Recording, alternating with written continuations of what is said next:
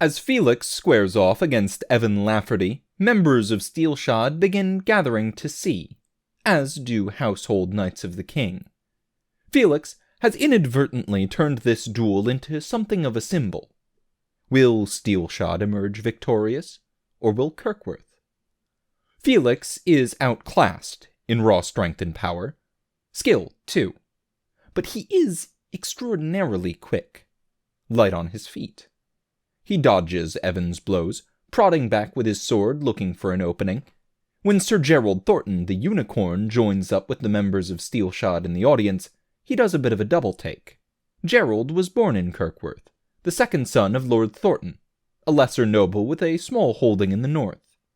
He served under a few different banners before eventually striking out and joining the Dusk Riders, and he recognizes Evan Lafferty. They served together a few times as hedge knights under various Kirkworth nobility. Evan has always been a bit of a hard-assed prick, but a solid fighter, and dangerous.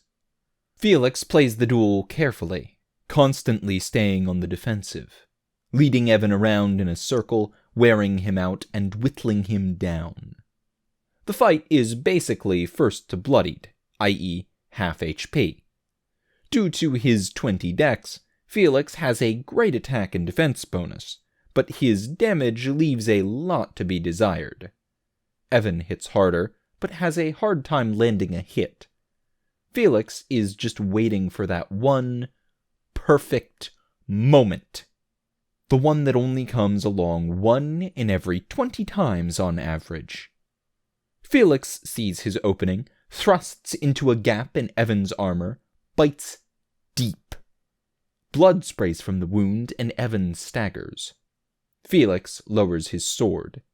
Evan very nearly goes in for another strike, catches himself, realizes that if his blood is running down his breastplate, then it means he's lost.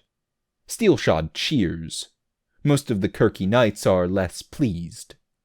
Felix gives Evan a nod as he sheathes his sword, no denying the man fought well. Agrippa pushes his way through the crowd and drags Evan off to the side, immediately pulling off his armor to treat the wound, clucking his tongue the whole time at this poor lad's foolishness. Meanwhile, Steelshod leadership is largely oblivious to this duel.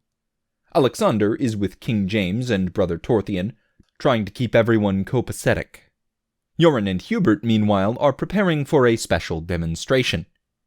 It's not so long after the duel that Joran and Hubert are ready. Crowds form again, this time also attended by the nobility. Joran and Alexander explain that they must escort Brother Torthian to Nahash. After all, they gave their word.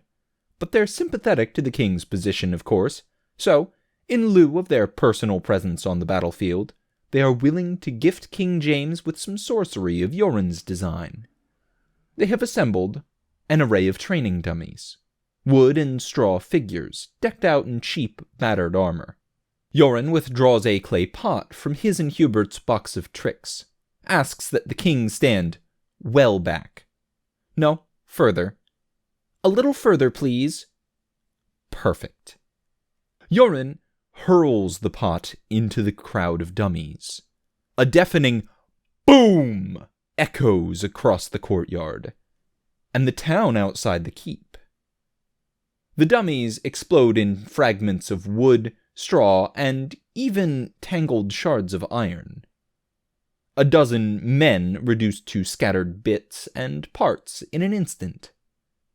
King James Tiberius IV is speechless, mouth open in shock. The crowd, likewise, is completely silent for several long moments. "So, Your Majesty," Joran says. "Interested?" After that, it's just some negotiation. They provide a gift to King James of 3 thunderbolts, 2 of which they mix with a portion of dragonfire to create an explosion of liquid fire. He tries to get more out of them, but Joran and Alexander take a hard stance. 3 is enough. They can use 1 to demonstrate their new power, and 2 to keep in reserve, to turn the tide of an important battle. Plus, Hubert simply doesn't have the resources to craft a 4th. Not that they tell the Kirkies that. Ultimately, the king accepts their offer.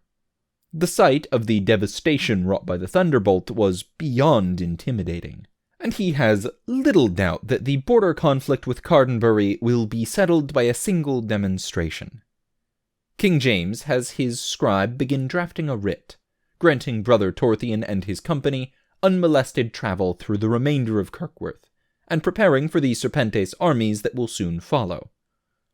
Meanwhile, word gets back to Felix and Cara that Evan Lafferty has paid a steep price for his arrogance and hostility.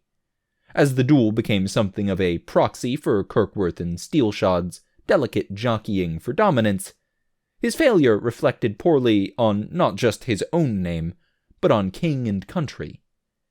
He's been stripped of his job guarding the keep. As a hedge knight, landless and liegeless, he will be cast adrift to the vagaries of fate and fortune. Cara says good riddance to the bigoted prick. Felix wonders, though. It just doesn't sit that well with him. Sure, the guy was an arse, but he fought well enough. Doesn't seem he ought to be cast aside by his king quite so easily. Zelda agrees. She's a simple woman, but she understands loyalty. Evan was a warrior for his jarl. What sort of a jarl would disown a warrior for fighting? Doesn't make any sense. Steelshod's last night at the kirk, Evan crosses their path again. Fully armed and armored, he approaches with a scowl, looking for a fight. Not just any fight. His last shot at a good life yanked out from under him. Evan is looking for revenge. Before things escalate and somebody, read Evan, gets killed, Felix steps forward. He asks if the furious Kirky knight would speak with him, before they begin the violence. Felix makes sure Alexander and Yoren are close at hand. Felix introduces the commanders to Sir Evan Lafferty, tells them he's an angry, mean son of a bitch, and a hell of a warrior. He gave Felix more than one nasty bruise in their duel. Alexander arches an eyebrow, but listens. Felix tells Evan that Steelshod is always looking for more good fighters, men that can give and take a beating, and give loyal service. Evan scoffs at first. Is this some sort of trick? But in the back of his mind he wonders. He's seen how freely the Steelshod mercs spend silver, heard rumors that even the low-born common soldiers received a payment of dozens of gold pieces for their campaign in Cadia. Felix continues pitching his idea to Alexander and Evan both. Steelshod's traditional initiation, single combat with a member, has already been satisfied, and Felix will vouch that Evan is a stalwart warrior. Alexander looks Evan up and down, tells him that if he joins, he is to treat everyone in the company with respect, regardless of ethnicity or personal feelings, and Evan will be treated respectfully and kind. He will receive a fair share of payment, and in return, he will be expected to serve in all capacities, digging latrines, making fires, cleaning equipment, scouting, hunting, fighting. Everyone pulls their weight. In the back of the company, Robin can be heard proudly murmuring, "Except me." Evan looks Alexander in the eye, trying to swallow his pride. He's got naught but the clothes and armor on his back, his horse and weapons, and a few coppers to rub together, but it feels like a pity. Yoren sees something in Evan's eyes. He speaks up and tells him, Steelshod doesn't care who you were or what you've done. Steelshod cares about who you are and what you will do. Everyone deserves another chance, just as Alexander gave to Yoren on the day they met. Evan nods. He accepts the offer. He swears to abide by Steelshod's rules and follow their commands. Welcome aboard, Evan. When Evan mounts up, he spots Gerald Thornton in the company. A fellow Kirky, but Gerald left Kirkworth long ago. Steelshod is his folk now, and Evan insulted several of his brothers-in-arms. Gerald questions why they'd let in someone who caused so much trouble. Evan questions why they'd let in a ponce that thinks the name Unicorn is fearsome. Yeah, he's gonna fit in just fine. Thank you for tuning in to Steelshod, a series by Mostly Rights, narrated by Tailforge. You can find every chapter in text format, as well as character sheets, setting information, maps, and rule documents on the Steelshod tabletop system in the link below. If you'd like to support the channel, you can pop down to the description and use the Patreon link for recurring donations, the paypal.me link for one-time donations, the Teespring link for shirts with the incredibly cool background art by Nobody, or use the DriveThruRPG affiliate link the next time you're looking to try a new system.